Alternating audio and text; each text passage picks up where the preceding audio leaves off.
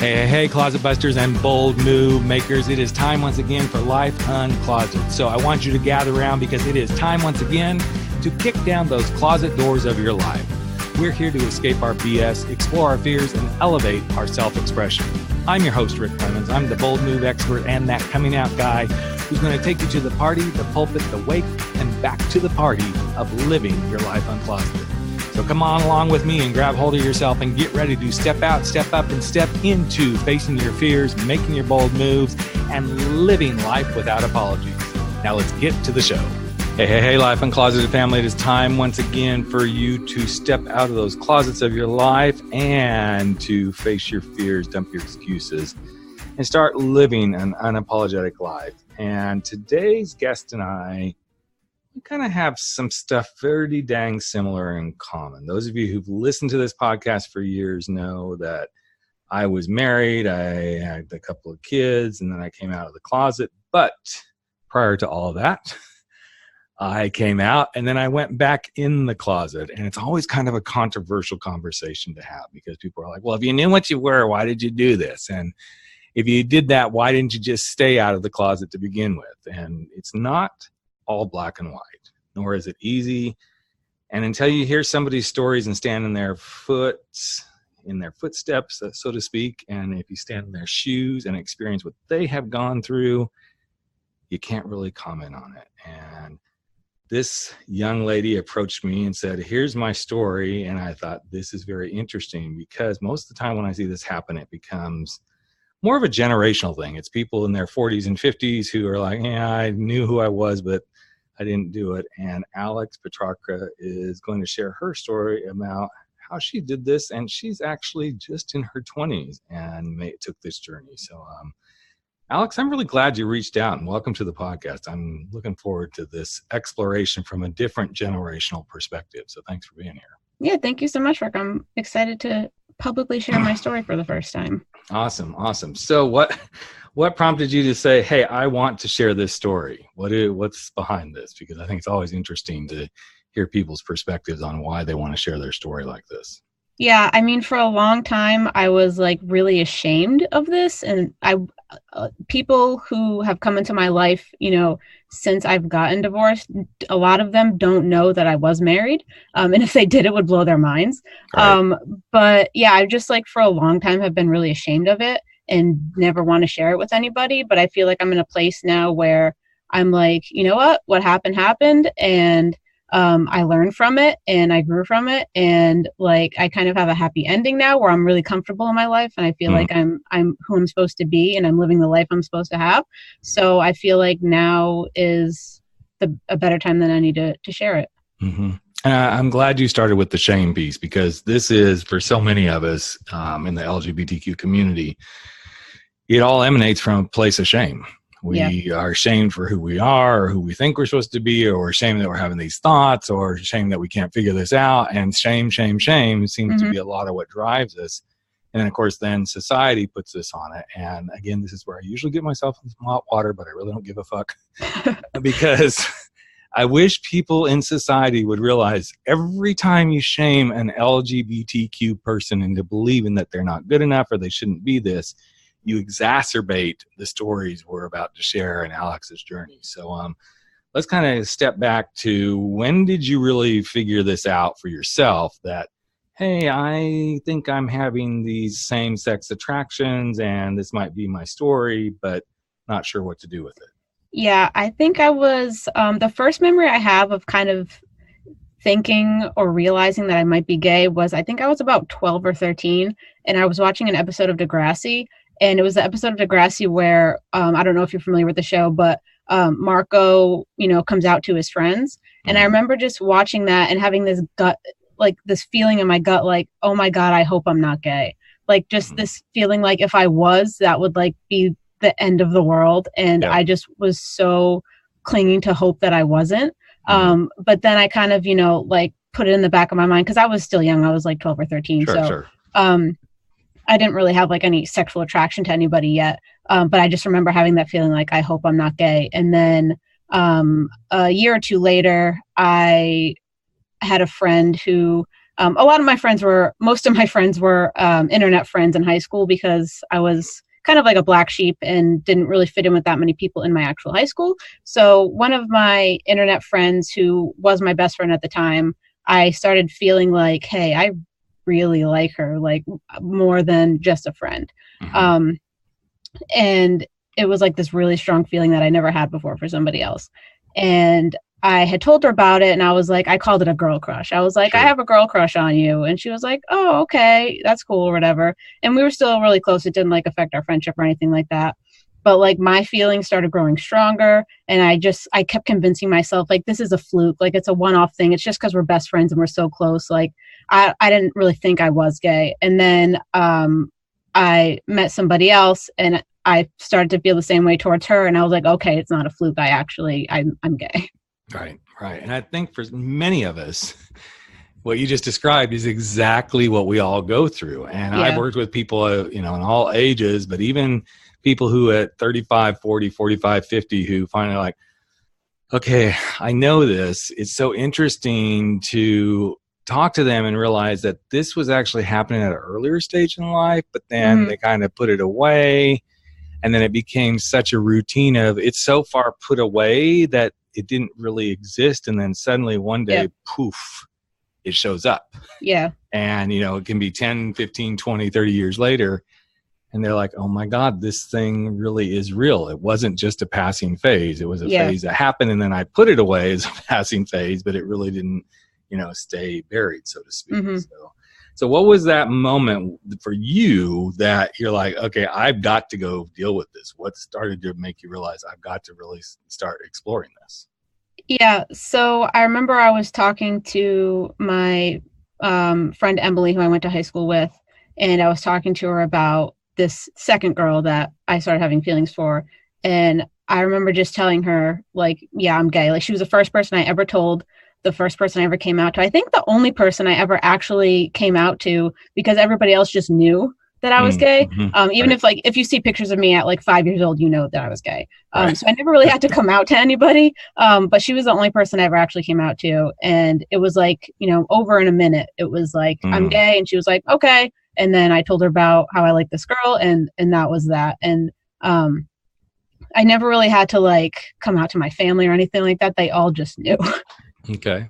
So then what changed? What happened after that? You're starting to like accept yourself. You're stepping into this, and then a big change happened again. Yeah. So I was never ashamed of who I was. I never had any, issues with my identity or anything. Like once I realized I was in it, and that was that. And a lot of that was due to, I got into the band Tegan and Sarah, and they just changed my whole life. And I never felt ashamed of who I was because they made me feel proud of who I was. And so like I was super cool with myself and my identity. And then my senior year of high school, let me give some backstory. So I went to a high school where it's not uncommon for the students to be friends with the teachers, which now I know as an almost 30-year-old that's not cool. Right. Especially in today's day and age after like the Me Too movement and stuff like that. Like it's just not cool. Teachers should be teachers, and there should be boundaries, and students should be students. But my high school at the time was not uncommon for students and teachers to hang out. So I had an art teacher who I started hanging out with, and he knew I was gay, and we just became like closer friends, and we started hanging out more. And then after my senior year, we started dating. And it all just kind of escalated, and my parents were like, what are you doing? And I mean, they threw a fit, obviously, because he was my teacher. But they were like, what are you doing? Like, you're gay. And why is he doing this? He knows you're gay. And I can't speak for him. I don't know what he was thinking. But I really can't explain it. I never felt like I turned straight or like I wasn't gay anymore. I always still felt gay and knew I was gay, but I just kind of couldn't describe it. And like looking back now, I knew I was not in love with him, but it was just like something that happened, and it started happening. And then inertia just like kept moving things forward. And then we ended up a couple years later getting engaged, and then a couple years later got married. And I once we were married, I maybe within a year was like, I hate my life. I need to get out of this somehow. But I'm not surprised, because I think many people, and especially given where we are, or I'm going to say given where most of us with open minds are about things, that it's almost like that was like a little bit of a dip in the toe for you with like a polyamorous relationship. Like I can possibly like be in a relationship with you at a deeper level, but there's something that's not quite working. Yeah. And, you know, people have always said to me, well, you know, how did you do that? How did you have sex with your wife? I'm like, I just had sex with my wife. So what's the big thing? It wasn't like, you know, I'm not one of those gay men that's like, oh, no. But I also think sometimes you fall in love with people for who the person is. And while everybody else might not get it, it's like, hey, this is kind of working right now. In fact, one of my clients said to me right after I started working with him, he's like, I don't know that I'm gay, but I'm having this relationship with this guy, and that's where I am right now. Yep. And I thought that was a really interesting way to table it, because he was married, but he didn't get divorced or anything because he came out. It just didn't work. And then it was a couple of years later that he kind of discovered this other side of himself. And as he began to work through it, I thought that was a good space to like operate from. This is just where I am right now. However, as we both know, society needs to know who we are. Yeah. Because that's the only way they can function, is if we know, oh, you're gay. Okay, you're lesbian. Okay, you're straight. Yeah. And I know, because I can go into that in other areas of life too. It's like, okay, are you a Republican or a Democrat? Because I need to know how this all works, right? But I think it's interesting when you can see this thing with yourself and then suddenly go, okay, wait, this isn't working. So what was that thing that really, really, really wasn't working for you when you finally said, wait, this is not working in my life? Yeah. I mean, it was like progressive over time, it took 2 years from when I started feeling like really ashamed of who I was and really ashamed of my life. Like I started deleting all my social media accounts because I was just so embarrassed to like be posting about my life, because I felt like I like ashamed to be straight, or like ashamed to be like labeled as straight, and ashamed to like, you know, I had like looking at my life from an outside perspective, like I was married and I had a stepkid and I lived in a house, and like everything was fine. Like I had what a lot of people aspire to have, but I was so ashamed and like so miserable because I knew it's not the life that I was supposed to have, and I wasn't being true to myself, and I just felt like I was not me. Like I was trapped in somebody else's life. Exactly. I just remember, and I think that shame piece is huge, which I wish people could understand that. Yes, shame can come from, okay, I'm living a lie. Yeah. Which for me was part of it, but more of the shame came from, I'm not living my truth, which then led me to, I'm ashamed because I'm living this lie. And which led to, and this lie is actually not being good to a lot of people right now. Yeah. And it started though with, my shame was I'm not living my truth. And the two kind of went hand in hand, but every time that something would happen, I'm like, okay, I did that. I went and had, I hooked up with somebody, and okay, that doesn't feel right because that means I'm a cheater and I'm in infidelity, which is something that I couldn't stand with my own family blueprint. My parents did that a lot, and here I was doing it. And I realized that was an action of acting out in a way to like, okay, yes, to get by and kind of get through it. But it was a way of covering up my own not having truth of myself, not letting myself totally show up in the way it needs to. Yep. And I bet there's some similarities there for you too. It's like suddenly you just become overwhelmed by it. Yeah, definitely. I got super depressed and I didn't want to leave my bed. And I just kind of made me rip off the Band-Aid. I just like was remembering feelings that I had, for those girls when I was in high school. And I was like, I've never felt that way for him. So that's when I kind of realized, it took me a few years, but that's when I kind of realized myself, like, this is not the person who I should be with. Like, it's not fair to me or him. And I remember we went to breakfast one morning with his mom, and it was just like a nice breakfast, like the family out to eat. And I remember thinking, I want to die right now. Like there's nothing wrong with this moment or what's happening here, but I want to die. And that's when I was like, I need to get out. Like if this is the moment, like these are the moments that make me want to kill myself. Like I need to get out of this. Exactly. And those moments are those that I think they continue, at least in my case, and it sounds like somewhat in your case, they continue to build till that moment you're like, I just want to die. Yeah. You know, I just, this has been creeping up and creeping up and creeping up. But I also find that people make a quick assumption on this, and you just brought it up, so I want to go explore a little more. Mm-hmm. You suddenly realized this attraction to these women. Yep. But my guess is, it wasn't just about sex. No. It was like, I find myself attracted. I find myself pulled to them. I find myself imagining what it might be like to be doing a relationship with somebody like that, or having conversations and being, intimate. And I don't mean sex. I'm talking about like having intimate conversations and holding hands and being able, and so many people assume that those of us that are lesbian and gay, and somewhat, and bisexual too. I don't want to leave the bisexuals out. Transgender folks, we've done this enough on this show. That's a whole different ballgame. But they think it all stems from sex. And that's not it at all. No. It's who we feel comfortable with. It's who we feel attracted to. Yeah. It's who we see that we could do a life with, and it would be as normal as a heterosexual couple saying, yes, this is who I'm attracted to.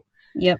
So as you started to come around the bend again, or open back up to this is your truth, what was some of the scary stuff that you started feeling? I was really scared, obviously, of what people thought, what people would say. I was really afraid to hear "I told you so" from everybody that I knew. I was afraid that because he supported me a lot financially, I was afraid that I wasn't going to be able to like survive on my own. So there were a lot of these were a lot of reasons that kept me from leaving for as long. Like it took me, like I said, about 2 years from when we got married for when I actually like worked up the courage to leave. So these were a lot of the things that were stopping me the whole time. And these were like the scary things. Once I did leave, I moved back in with my parents, and luckily, like I had just went back to school. So there was a lot changing in my life all at once. And luckily I was able, to get by and support myself on the little money that I was making. And I mean, I was just like, it's not even worth it at this point. Like I would rather be poor than this be my life. So like all of those things, like all of my fears, I just kind of like tossed them aside because I thought, the alternative would be better, and it was. So I got by, and, nobody told me I told you so. I mean, maybe my mom did once or twice, but it was just, I didn't care anymore. And I was just like, any fear that I have, it's not worth it. And I think that's a big point to make. Any fear that we have is truly not worth it. And I know a lot of people listening to this may go, bullshit. Well, that's what it is. Fear is bullshit. Because if you think about most fears that you've encountered through your life, okay, they're only as scary until you walk through them. In fact, that's one of the lines I use in one of my talks is fear is only as big as we allow it to be. And once we're through it, it's done. Once we walk past it, it's like, okay, it's all over. But yes, coming up to it, it can be really, really scary. But those fears are really so much smaller than the overall picture of our whole life. Yeah, totally. And I relate totally what you just said, because I went through the same thing. I'm like, okay, I've got a house, I've got 2 kids, I've got this high paying job, all this sort of stuff. I mean, we were luckily, by the time I made the decision to like, okay, I'm going to do this, we were really only in debt for car payments and house payments. So it wasn't like I had the huge credit card debt that I had before, but those fears just kept holding me. And I kept thinking, I don't know how I'm going to survive. I don't know how I'm going to live, and da-da-da-da-da-da. And then ironically, right after everything unfolded, I lived in Southern California at the time, in Orange County. And the next thing I knew, I was actually living in Laguna Beach, one of the most beautiful cities on the planet. And I thought, how ironic that I had this fear that I would be broke and living in my car and all these things. And now here I am. It wasn't a big place. It was a tiny little studio, just barely big enough for me and my girls at the time. Mm-hmm. But it was one of the most beautiful places I ever got to live. And I think that's proof positive of we let the fears hold us back so much that we can't get done the thing we most need to do to bring our own happiness into play. So as you went through this and finally said, okay, I'm taking the stand, what do you feel like you learned most from that experience? Oh, good question. I know there's so much there probably too. Yeah. I guess just the power of authenticity and just, just being authentic and, like I said, like putting your fears aside and just doing it because you need to be who you need to be and you need to live your life how you want to live it. And so, yeah, I can't, like, I would never get into a situation like that again, obviously, but like even anything close to that, I can't imagine ever getting into again because I just know now to like just be authentic with myself. I think it's one of the most beautiful gifts that we get through the coming out journey. And that's the reason that I've opened this podcast up to telling many different kinds of stories, because to me, every time somebody comes out of a closet in their life, whether it's the closet of I'm not happy in this relationship to coming out of the closet because of sexuality, or I'm leaving my high paying job because I want to do something for purpose, it gives us the strength to say, this is what living authentically is all about. Yeah. This is what it feels like. This is the joy. This is the freedom. This is where I learned to grow. And the next time something like this comes up, you go, wait. Hopefully you go, wait. Yeah. You say, I'm not going to do this again. And I can honestly say that a lot of the business decisions I now make based on the kind of work that I do and when I'm thinking about doing something, it's because of my coming out experience that I make decisions the way I do. It's like, no, that doesn't align with who I am. No, that doesn't fit with who I believe I am as a business person. And especially when you're running your own business, you kind of got to go, okay, do I stand in my power and my authenticity? Or, and there's other times where you go, yes, this needs to happen. It may not completely align with me, but I'm glad you said that, because I believe most of us, if we work the authenticity muscle, it becomes a habit. Yeah. And the more it becomes a habit, the more we live our truth. And the more we live our truth, the more free we feel in our lives. So here you are now. Yep. And she's in a closet, by the way, folks. She's recording this in a closet right now, which most of you know, I used to do the same thing, and now I don't. I'm able to record this in my office. But so where's life taking you now? Yeah. So now I am like living the life that I always wanted to live for as long as I can remember. I have an incredible girlfriend, and we have a cat and a rescue dog. And I work from home every day, and I'm a freelancer, and I don't know, I feel like I'm exactly where I'm supposed to be. Mm-hmm. And if you could give somebody a little tip on this about taking the big step, what would you like to leave the audience with before we wrap up here? Well, let's see. Well, if you're about to take a big step, I think the best advice, count to 3 and do it. Like when you get to 3, do it, because if you don't, you never will. All right. You can't get to 2, 2 1/4, 2 1/2. Yeah. It doesn't work. I mean, it can work, but you're just stuck there. You're stuck at that place. And yes, it's scary, but there isn't anything in life that isn't scary. I'm always amazed that people say, oh, that's so scary. Really? Waking up in the morning, it can actually be scary if you think about it. Is that you wake up and now I got to go get through this day. Can I get through this day? Can I get to that point where I get to come home and then have dinner and watch my favorite TV show? Am I going to make it through the day without getting hit by a car or we could make everything about life scary. Yep. But when we just go live life and stay, and we're going to go a little woo-woo here. We stay in our present moments and go, this is where I'm supposed to be. This is how I'm supposed to be living. That to me is the ultimate living life outside of the closet. So I'm so glad you reached out and connected and said, I really think this would be a good story, because I really haven't had this kind of a conversation with someone in their 20s, 30s. Yeah. It's usually the people who are in their midlife. And I was so glad you stepped forward, because I think this proves to people that what they think isn't happening still happens.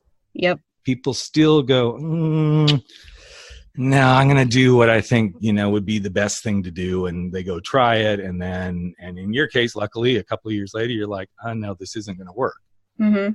Most people who do this, it isn't just a couple of years later. It can be 10, 15, 20 years later. And then suddenly there's a whole lot of stuff that happens. And, hey, that's their life path. That's the way it's supposed to play out for them. But it's inspiring and refreshing to me to be able to have someone at your stage of life sharing that, yes, I made this decision and I consciously said, hey, I'm going to do this. And it didn't come from a place of, I'm going to hide myself. It didn't come from a place of, okay, maybe I can change myself. It just happened. Yep. And then it didn't. And when it didn't, things shifted and you move on, you make amends, and you keep going. So, great stuff. Thanks for sharing. Really appreciate it. Thanks for having me on. Hey, Life Uncloseted family. Another episode of Life Uncloseted has come to an end, and it is time for all of us to sashay away and go face our fears, make those bold moves, and stand up to living our life without apology. But before you do, I've got a favor to ask of you. Would you hop over to iTunes or Spotify or Podbean or wherever it is that you're listening to this and just give us a little bit of love if you like what we're doing here at Life Uncloseted. Here's what it does. It helps other people find the show. It helps other people get to know what we're all about.